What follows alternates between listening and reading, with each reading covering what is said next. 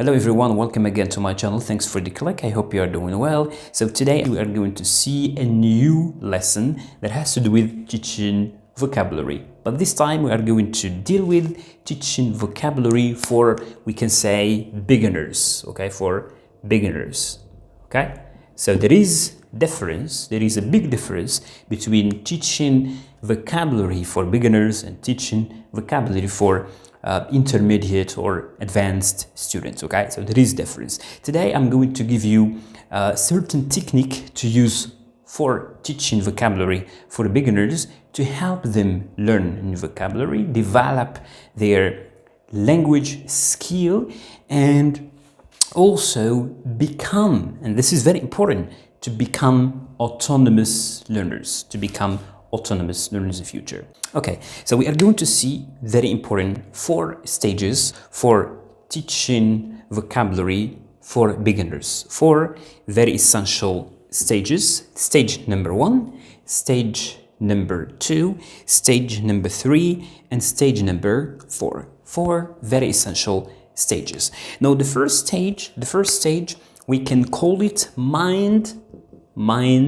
mapping. And this is very important stage, okay? Mind mapping. Mind mapping is very simply to ask student to think of some related word to the theme you are discussing with them. For example, you give them a word, a certain word. For example, school, they talk about school, okay? And you ask student to think of related words, okay? Related words. They may think of one word. For example, here they might write people, okay? People, and there are other words related to people like teachers, students, administrators, etc. So this is something that you can start with your student. A word usually related to the unit you are teaching, and student will write and try to think of related words. And it's better to ask your student to work in pairs or in groups to do this, okay? To do this.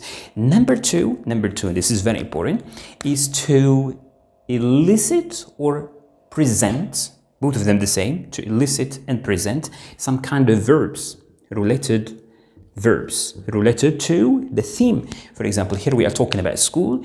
You can present or elicit some verbs related to school, like read, for example, or write, or study, or learn, etc., etc. So this is stage number 2, is to elicit some verbs related to the theme, or you present some verbs.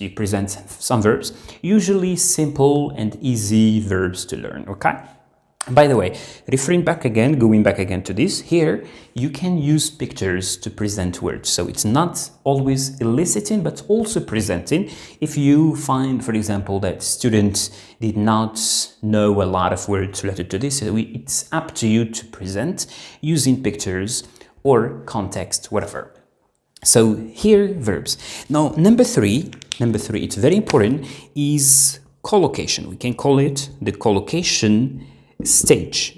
And this is very important, especially when you train your student on this. And the collocation that you are going to give to your student, or I'm talking about beginners, is the verb plus noun, okay? So for example, you can give them read, text, okay?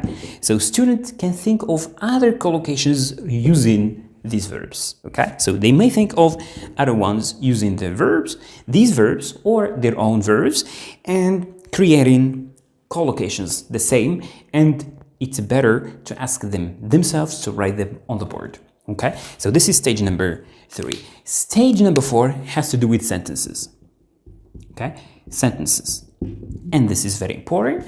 And here you have to explain to your student what a sentence is. So a sentence is, you have to tell them this, subjects like I or he or she or noun or whatever, plus this, it is a collocation plus something, okay? Plus something.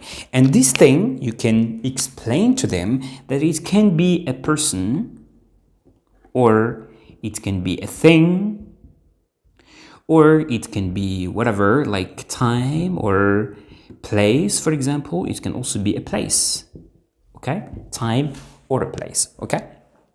And they give examples. For example, I read text at school.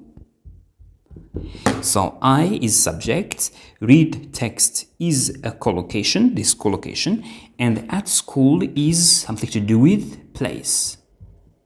Okay? It's something to do with place. So you ask students to do the same, to give examples of time, to give examples of person, etc.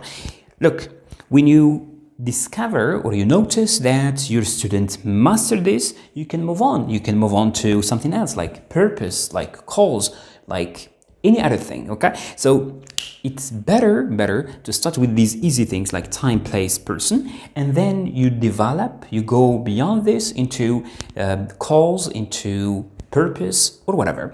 Okay, so as you can see, this way, when you train your student on this, these techniques help them learn new words, new vocabulary, be able to make collocations and or expressions, and then create sentences. These sentences can be beneficial, useful for students to speak or to write text, paragraphs, whatever.